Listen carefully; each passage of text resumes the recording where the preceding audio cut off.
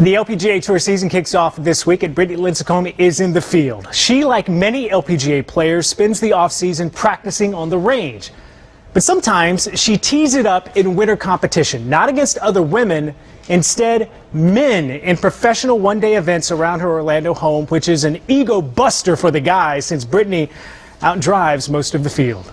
Tom Abbott sits down with a long-hitting, likable major champion. Brittany Lincicome is a five-time LPGA Tour winner, a major champion, and one of the Tour's biggest bombers, earning her the nickname Bam Bam.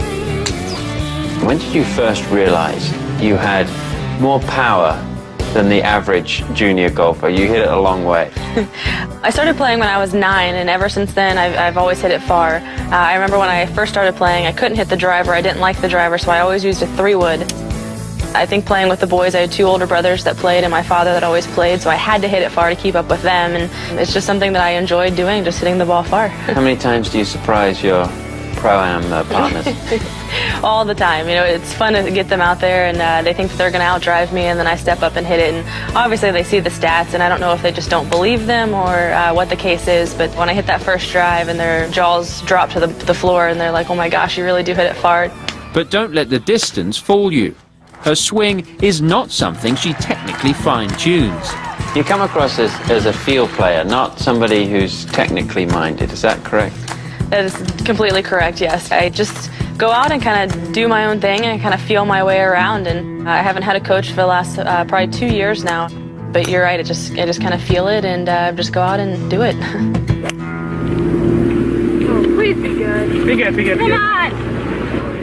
The Kraft Nabisco victory, I mean, one of the best shots of the decade, one of the most famous shots in the women's game. Watch this. That is a terrific golf shot under a lot of pressure. Oh my gosh, look at this. Unbelievable. Great shot. Do you relive it? I mean, it must be something that gives you great pride. Absolutely. It's definitely the best shot of my career so far. It's definitely going to be a hard one to beat, for sure. You know, anytime I pull out the hybrid, I can always reflect back on that shot and know that I have that shot in the bag if I were to need it. Off the course, the 26-year-old has a mixed bag of interests. I've been fishing in ditches and canals, but I still like to, you know, wear a dress and put on my heels. You know, I have a good mix and a good balance of being a tomboy and then also having this little girly side to me as well. How much fun are you away from golf? I try to keep an equal balance of my work and not working, you know, make sure I take some days off, you know, after a week. We'll be gone, you know, 2-3 weeks in a row, and when I get back, you know, I take, you know, 3 or 4 days off and go fishing. Tell us about your boat. Tell us about what you do out there in the Gulf. I've had my boat for probably 4 or 5 years now, and it's time to upgrade it a little bit, go a little bit faster, and get where I'm going. You know, I want to do more offshore fishing and see if I can catch Moby Dick, basically. Didn't you have a huge catch, which you had to throw back in? Yes, my Goliath grouper was close to 300 pounds, they said. When it finally surfaced, when it came to the top of the water, it took my breath away. I was amazed. Brittany has certainly enjoyed the fruits of her labour on the LPGA, but knows that at the root of her success lies her father, Tom.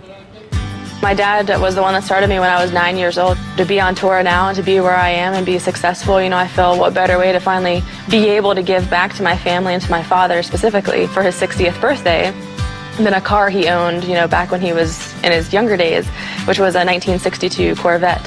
It was red, the engine was the same, everything is exactly the same of what he had.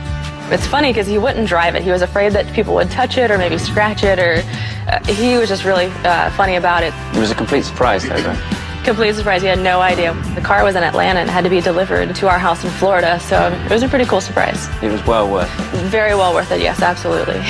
To see the smile on his face and to finally be able to give back to him, you know, for all, I mean, I can't repay him for what he did for me for junior golf.